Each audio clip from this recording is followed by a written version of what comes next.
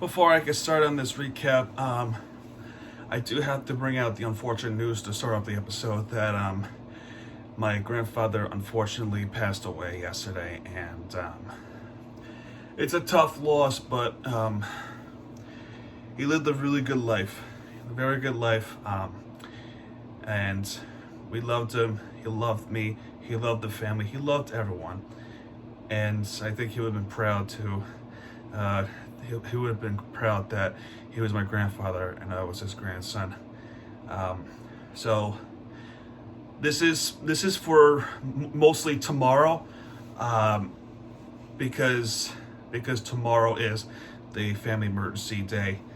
Well, for me at least, as well as Wednesday. But for tomorrow, I might not watch Florida Panthers and the Miami Heat tomorrow nights because of that reason. But I am going to try. But considering the circumstances, I don't know. I think tomorrow might be the day. I have to take that night off. So if I don't watch it, I'll let you know on Twitter that I didn't watch it. But if I did watch it somehow, some way, I'll let you guys know on Twitter that I am on top of it. And I do want to provide detailed information for you all for these recaps, because let's be real, I love what I do, and I don't think I want to stop doing it. I think and this is another thing I want to announce before I jump into the recap.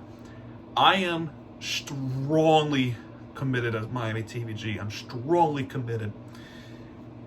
So, yeah. Oh gosh, here we go. Yeah, that's what I want to talk about. And next week I will make an announcement for another series that I will want to do in the coming months, as well as a redo of season 0 of Miami Sports. All right, then let's get on with the recap.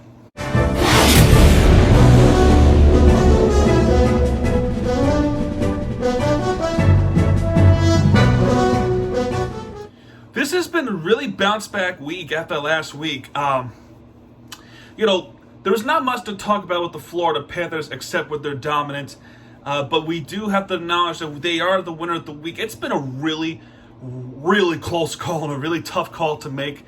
But at the end of the episode, when I made this decision of have Florida Panthers winner of this week alone, the answer will make sense as the recap goes. Now let's talk about, the usual loser of the week. And unfortunately, this has to be the case. This is the case for every week until my voice has been heard, as well as Inter Miami fans' voice has been heard. We had enough. So, Inter Miami. Okay, so let's see. Saturday. This was Saturday. We were playing against the very rebuilt Houston Dynamo, who have not won the road game since the year of 2020. That dreadful, worst year of my life year. And it sucked. That year sucked. I think we all agree. Let's start off. Darwin Quintero to make it 1-0. Houston, this is after the first half. Then it was Fabrice Pickholt from the penalty. And unfortunately, he would seal the game in the stoppage time. Then it was Gonzalo Higuain to make it the penalty goal. This is really all I would say about this game, really. The first half, there were a ton of chances from both sides, as well as Inter Miami's attack were improving, but the defense still terrible. There was almost a point that Lassiter, who was also a former Dynamo player, almost scored for us. And at the end, we just had nothing. Even the Robbie Robinson return, there was still nothing to this game. I think it's safe to say this answer has been clear. It's been clear all along. Phil Neville is not the guy. He's not. He's straight up not the guy to lead this team into a rebuild, or so-called rebuild. We want to be a competitor team that we were promised. We were promised to be a good and scary team for the rest of the league. And what do we have? A laughingstock of the team. And it's bad enough that you fired Diego Alonso, which, by the way, he's coaching the World Cup for our country. I forgot what the country is. It might have been Uruguay. I forgot what it's called. You can jump shift my throw if you want to. I'm not good at countries. I'm good at Miami. Only Miami. But Diego Alonso's coaching a World Cup. So, people are asking me, and I know someone too, do you regret firing Diego Alonso?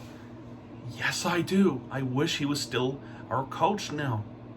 He was still our coach, and if he had a better system and a better GM at that time, if let's say this, if Chris Henderson was our general manager in the 2020 season with Diego Alonso our coach, this team would have been better. This team would probably be better. And let's face it, Chris Henderson doesn't do things illegally compared to the other GM. He created a situation where we're stuck in that gray area till the next couple of seasons. And we fired Diego Alonso for pretty much going into the play-in and didn't make it into the playoffs from a loss of Nashville. They fired him after the first season. And what did David Beckham bring in? You guessed it, a hot garbage coach, Phil Neville. Phil Neville has proven to us he can't lead this team. He cannot lead us to victory. He can't even win us an easy game like the Dynamo. Dynamo is an easy game and we blew it. So imagine this. Next week on national television, ESPN, this coming Saturday, against the New England Revolution, who, by the way, is also having an awful season. They're going to beat us, and they're going to beat us at home.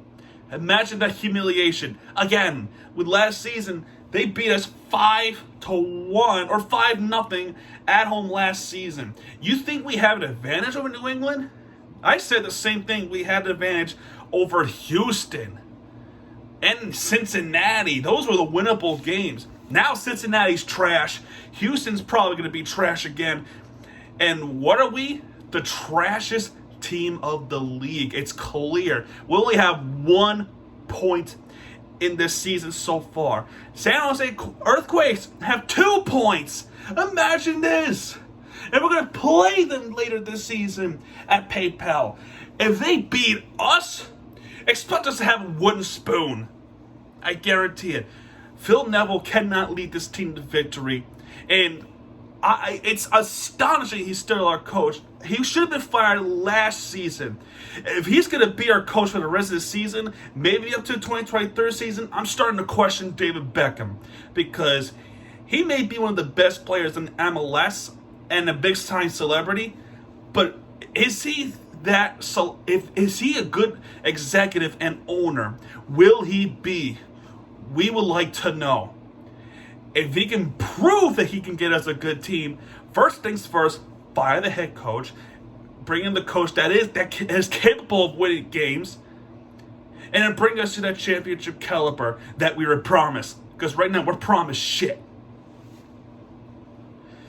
At that point, I'm starting to question the front office, excluding Chris Henderson. Chris Henderson can get us good players under the right leadership, because right now we have none. Okay, that is my rant on Inter Miami. All I'm saying is, I hope it gets better soon. I hope it gets better soon. Because we're tired of losing, and we're making a mockery out of the league. It is painful to watch. Miami FC also played against a very good Colorado Springs Switchbacks, who we lost 2-1 over. So, very short into this game, we gave up a lead, which was Haji Barry, who is a really story kind of player. In the 68th minute, Machi, I don't know how to say it. Let's just say Michi Galina. I'll say that. I'll try it again some other time. He scores to make it 2-0. Then Romeo Parks with a nice goal for Miami FC to try and to make it 2-1. They almost tied it a bunch of times, but in the end, Colorado's defense pretty good. We had a shot, but we just didn't have it. So Miami FC deserves more credit, and they got Tampa Bay rowdies. Oh my goodness, that's going to be a tough game. All right, now the next thing proves that we are a basketball city now. After coming off with a very disastrous week last week, that was a dreadful week over the Miami Heat. We lost against Philadelphia shorthanded, Golden State shorthanded. That's when the beef happened with Butler and Haslam. A horrible loss over the Knicks, and a dreadful, punishing loss from Brooklyn Nets. So what does this team have in store for this week? Well, a huge turnaround. A huge turnaround, I will say. So most of our staff is coming back against Sacramento Kings, and we won against Sacramento on a very convincing fashion. And we are worried that because this is the Sacramento Kings, is this going to continue on for this week? The answer is yes. So this is our revenge game over Sacramento, as they beat us in a close game our time in Sacramento. All right, PJ Tucker with 7 points. Jimmy Butler with a good game, 27 points. Bam Adebayo 22 points with 15 rebounds, so that's his double-double. Kyle Lowry with 9 points, and Max Strus with 8 points. And once again, Tyler Hero with 20 points. They decided to put Duncan Robinson as a bench player, and he got us 15 points, and that's proven to be a good choice, too. I will say this, too. Duncan Robinson's had a frustrating year because he can't really get much of a three free throws as he would have liked to. But yeah, Miami Heat's really looking some dominance again. And we have to prove that we are capable of winning games against a very hot Boston Celtics. And everyone's watching us on national television, and we have to prove that we could beat them. Did we? Let's see. PJ Tucker with 2 points, Jimmy Butler with 24 points, Bam Adebayo with 17 points, Kyle Lowry with 23 points, and Max Strus to make it 14 points. Tyler Hero with 12 points, and a lot of players are not playing because of coach's decision, and it didn't have much to do with injury, except for Caleb Martin. Caleb Martin was injured, and he was out for this game. For Boston, yeah, this team can play. They proved it too. Jaylen Brown, 28 points. Marcus Smart with 10 points, and Jason Tatum, you know these guys, 23 points. This was a close game, and even on national television, national television ESPN guys even proved that sometimes the calls that they make on the court were just plain trash. And let me explain one of the calls that happened.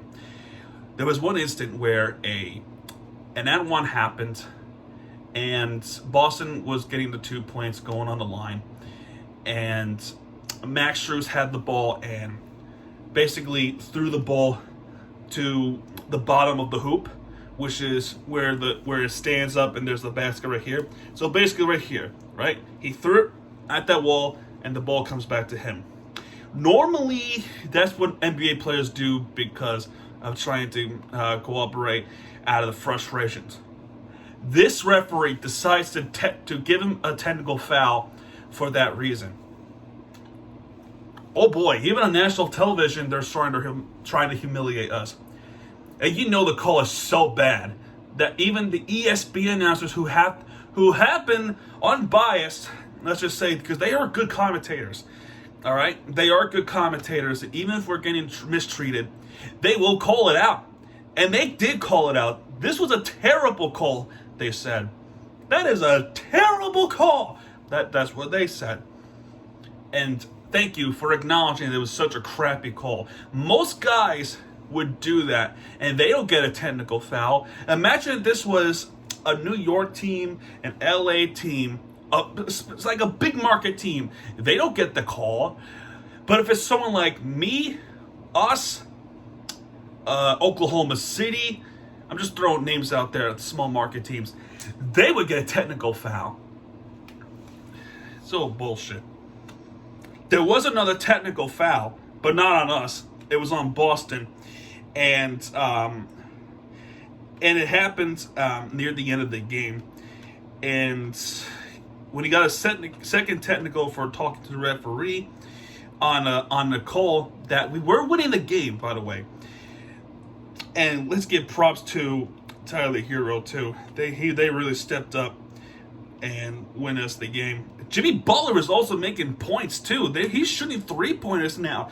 He hasn't been able to do that all season. We were calling him out, but he's back, baby.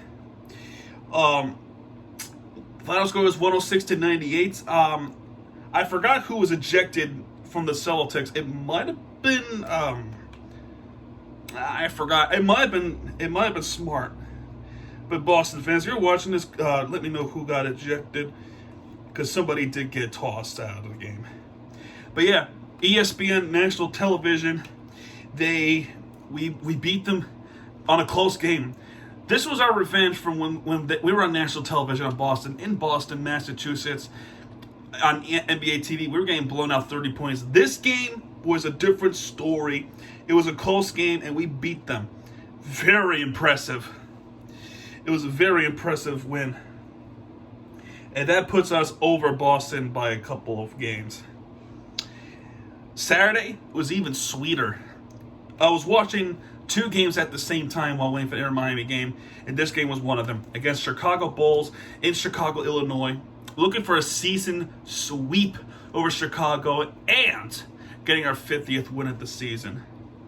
PJ Tucker with 4 points, Jimmy Butler with 22 points, Bam Adebayo with 16 points, Kyle Lowry with 19 points, and Max Strus, who was a starter in this game, 10 points. Tyler Hero with 19 points. Gabe Vincent with 13 points. He loves to play basketball. And Omer Yurtseven with 2 points.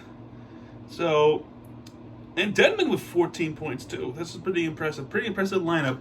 Jimmy Butler's back home in Chicago, and he's making his name heard in the Chicago Bulls area. We did not give him the chance, Miami Heat. We did not give Chicago a chance. They were a number 1 seed for the most of the year, and we took it over, and now we're the kings of the East as of so far right now. There's only like a few games left, and we have to hold it to number 1 to get the home court advantage in the East Coast. Because, my friends, we are going for it. Miami sports summer is coming. Like the Florida Panthers, the U.S. Open, the World Cup coming up in November, Miami Heat basketball, and Miami Marlins coming up soon. So I'm excited. But yeah, this game, we won 127-109 over Chicago. Not only we swept them 4 games, but we have got our 50th win of the season.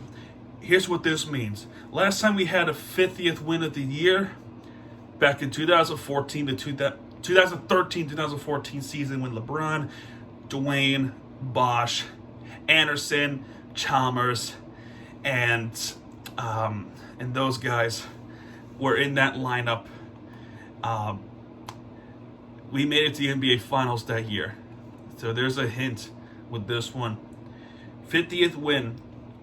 10th all-time under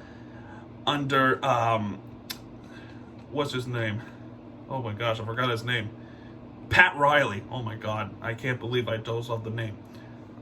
Yeah, under Pat Riley, since he's taken on this Miami team, we have been dominant. Couple of bad seasons, but that's really all. I apologize, Heat fans. I dozed off and didn't remember the name for some strange reason. Finally, we go up to Toronto, up north of the United States. Kyle Lowry's return home in Toronto, Canada. Marcus Morris with 10 points. Caleb Martin back with 4 points. Bam Adebayo with 16 points. Kyle Lowry make his name heard in Toronto, 16 points. And Max Strus coming in clutch with 23 points. Tyler Hero with 18 points, as well as Victor Oladipo with 21 points.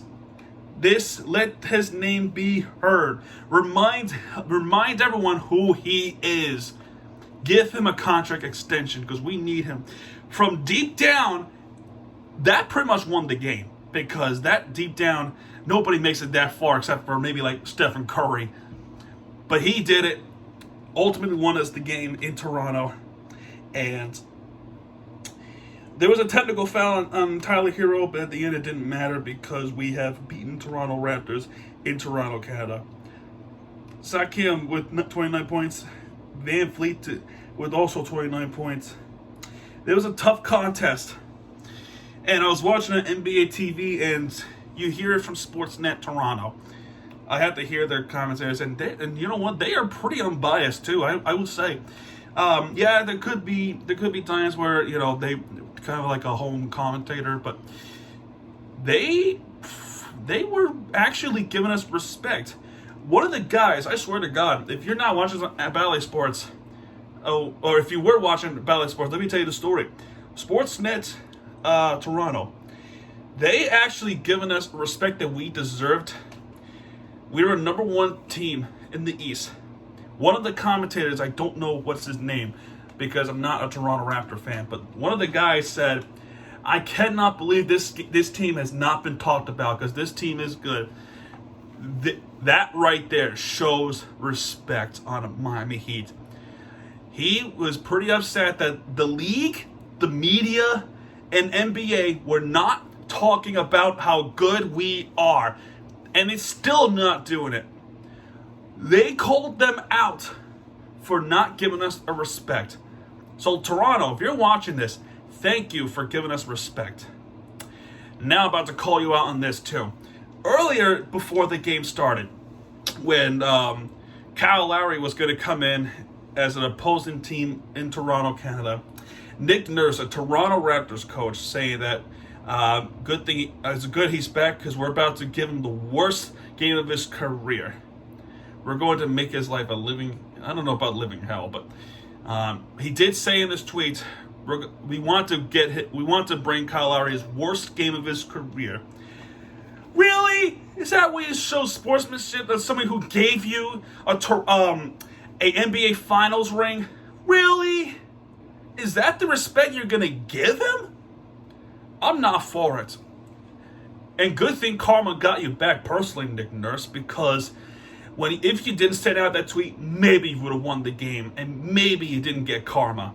Because of you failed Toronto fan base, and you failed your teammates because of your selfish attitude over Kyle Lowry to make his one of the worst games of his career. And he had one of the good games too.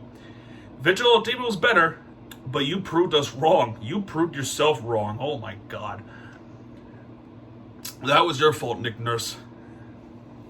That was your fault. And finally, by the way, there is no basketball today because tonight is the finals in an NCAA national championship, which I wish Miami was in, but it is North Carolina Tar Heels versus Kansas Jayhawks. So good luck to those teams in that game. It's going to be a good game. And finally, the Florida Panthers. March 27th, we have lost in Toronto. So we're looking to bounce back. Montreal Canadiens. We won the game 7-4 with Chris Weidman to make it 1-0 Montreal. Oh my God. Jonathan Huberdeau, Hubie with the sure-handed goal. Ryan Lomberg, the kid to talk about this week, makes it 2-1. Sam Bennett make it 3-1. Ryan Lomberg to make it 4-1 Florida. Now it looks like it's going to be one of those games where it's going to be a massacre, destruction over the other teams.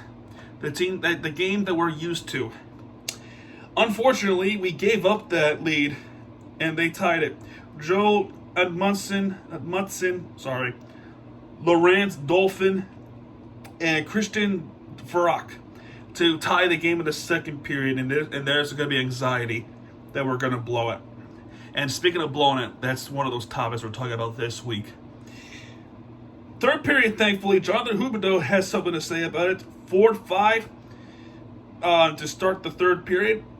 Mason Marchman to up further 4-6, and Alexander Barkov to seal the game 4-7 over the Montreal Canadiens. Good game to watch. in the end, it is our victory. It is our victory, and my gosh, Huberdeau's big play was a backhanded beauty. Next up is on Thursday, which was against Chicago, 4-0 over the Chicago Blackhawks. It was Sergei Bobrovsky's another shutout victory. Alexander Barkov 1-0. Ryan Lundberg with ecstatic celebration after he's joining forces with that second line on the defense. What a kid. What a good kid. 2-0. Gustav Forsling to make it 3-4. And Alexander Barkov sealed the game in the power play goal over the Chicago Blackhawks. So, game got personal. And Blackhawks trying to say something for our standards.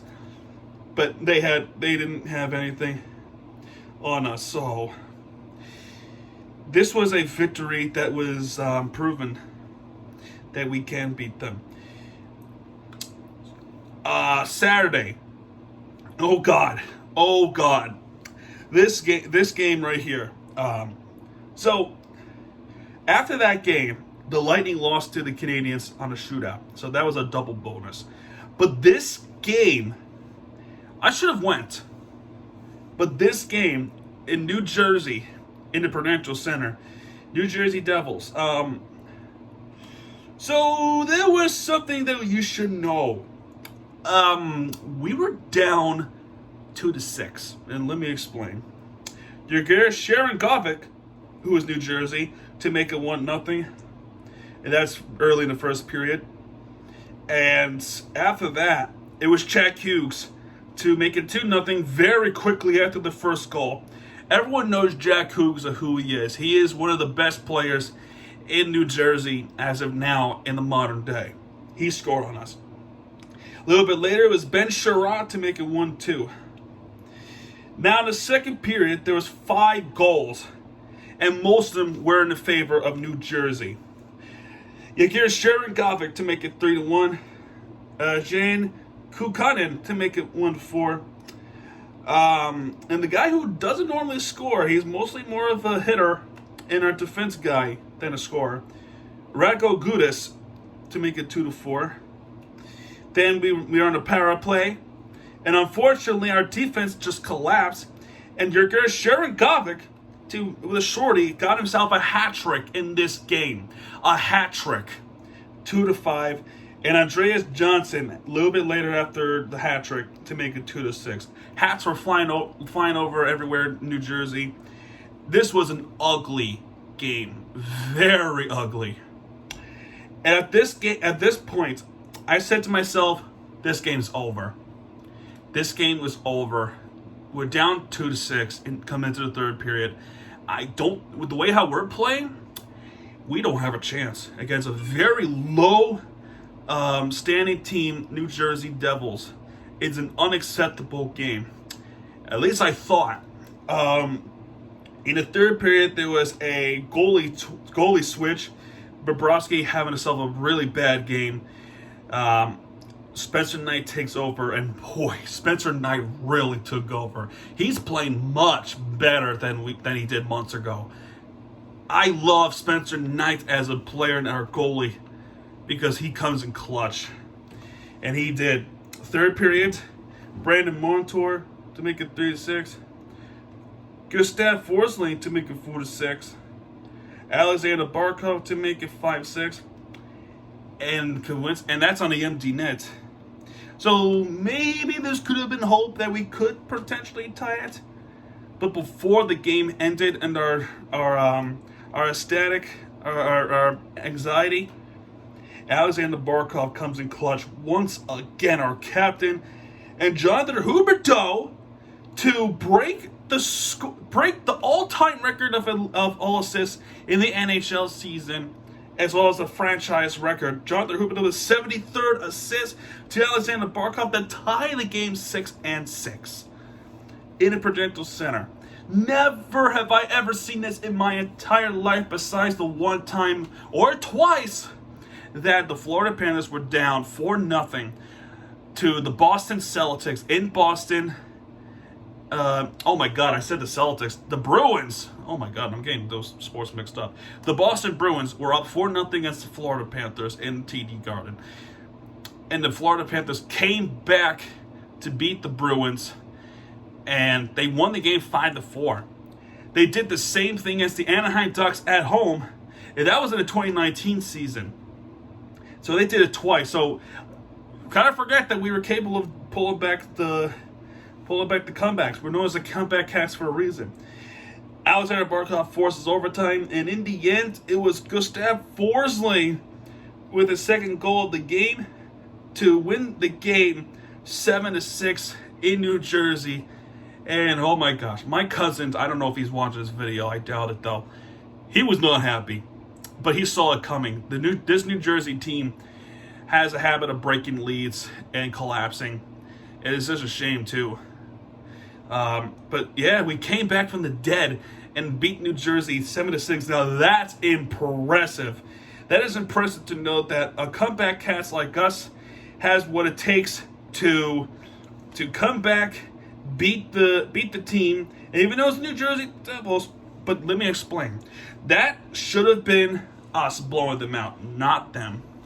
But here's a stat you should know. Since January 2010, which including playoffs, NHL teams that were trailed 4 goals entering the third period were 936-2. That means 936 losses and 2 overtime losses. Just one win out of those games since January of 2010 season, which included the playoffs. After that game, it's now 293-6-2. 2 wins since that time period. It's been 12 years, and only twice this has happened.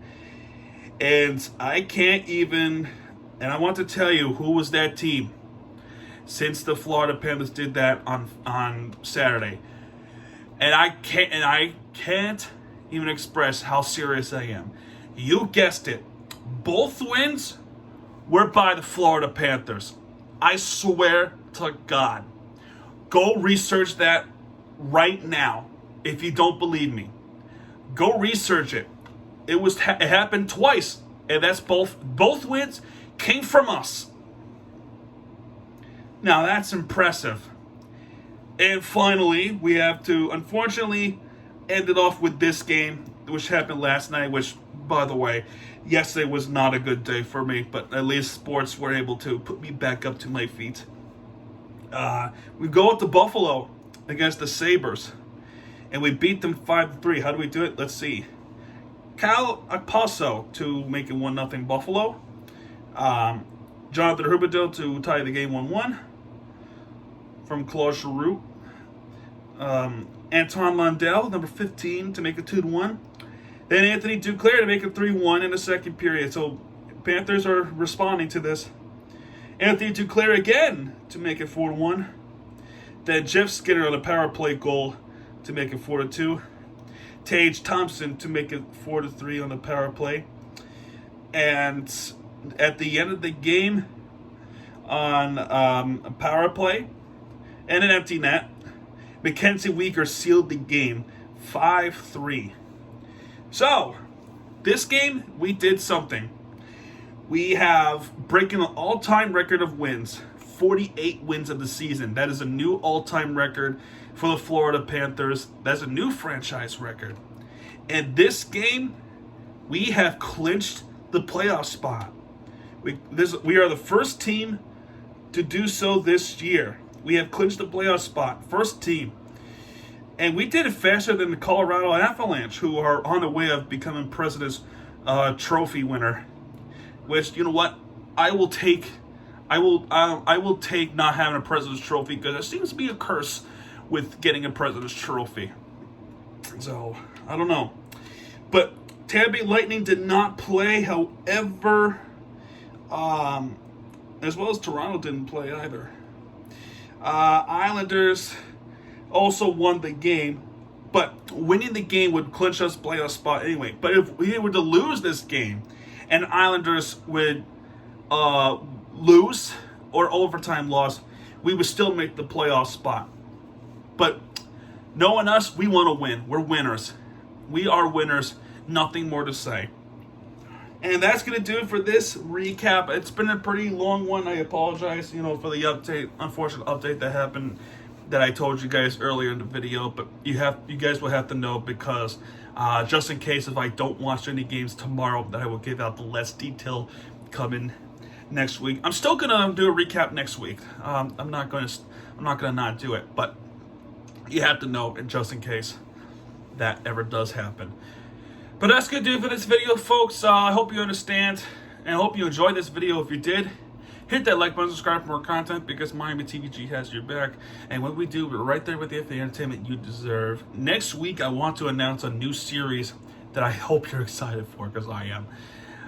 Miami TVG signing out, folks. Good night, everybody.